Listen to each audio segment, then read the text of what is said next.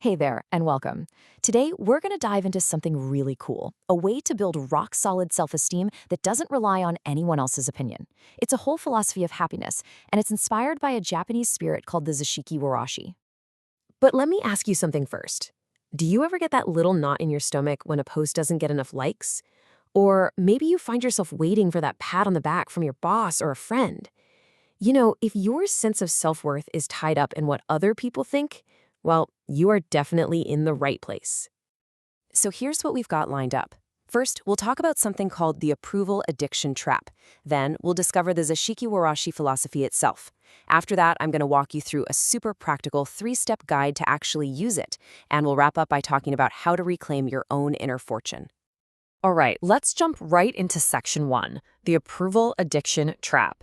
This really gets to the core of why letting other people control our self-esteem is, well, it's just a really fragile way to live. This chart breaks it down perfectly. Chasing external approval, the likes, the compliments, the recognition, it's like a drug.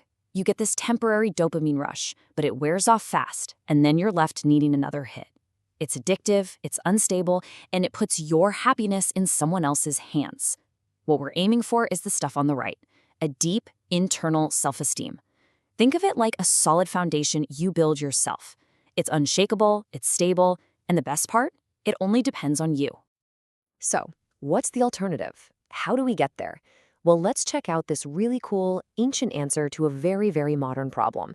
It's called the Zashiki Warashi philosophy. Okay, so first things first. What is a Zashiki Warashi? In Japanese folklore, it's the spirit, often seen as a little kid, that lives in a house. And its whole deal is that it secretly, quietly, brings good luck and prosperity to the family living there. And that word secretly, that's the key to everything. And this right here is the heart of the whole philosophy. It's all about building your self-worth through your own contributions. Contributions that expect zero in return. No approval needed, no thank yous required. You basically become your own Zashiki Warashi, secretly adding value to the world around you. And in doing so, you bring fortune back to yourself. So the whole point, the big goal, is to get off that roller coaster of external validation. It's all about building a deep, stable confidence that comes from your own actions, from your own internal compass. You stop playing by everyone else's rules, and you start making your own. Now for the really fun part, because this isn't just some nice idea to think about. It's a practical system you can actually do.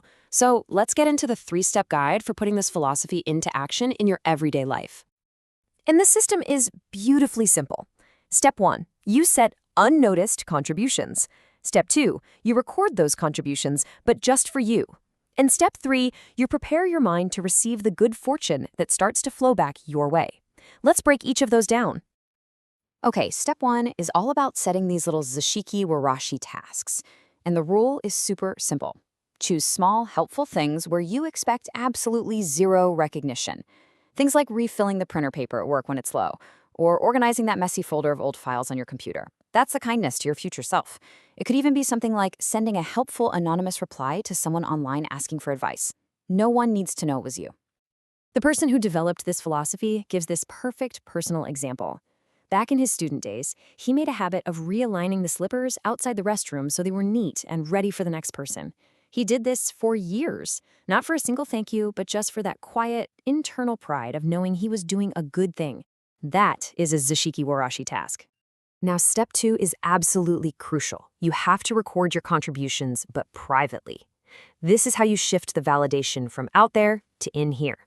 So you get a private notebook, and at the end of the day, you just jot down the small, good thing you did. You can use a simple format called good and new to just state the action. Then, and this is the best part, you mentally praise your own inner Zashiki Warashi. You become the one who says, hey, well done. And here is the incredible payoff of doing this.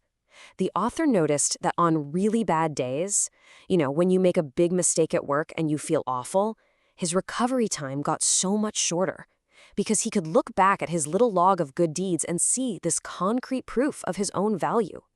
It becomes this anchor that no bad day or mistake can pull away. And finally, step 3 is all about a mindset shift. It's preparing to receive fortune. Now, the reward here isn't necessarily money or things. It's more like a spiritual richness. It's that deep, quiet confidence we've been talking about. And you start to believe that when some random good thing happens to you, it's just your good deeds circulating back. Because here's the thing, even if most people don't notice your actions, someone often does. And you also free up all that mental energy you used to spend looking for approval. And that is where good fortune, peace, opportunity, clarity finds room to grow. This is such a profound thought. The author really feels that good deeds circulate in the world. He even suggests that the very fact that you and I are connecting over this idea right now might be a form of that good fortune coming back to him from all his unseen actions. It's like we're all part of this invisible web of contribution.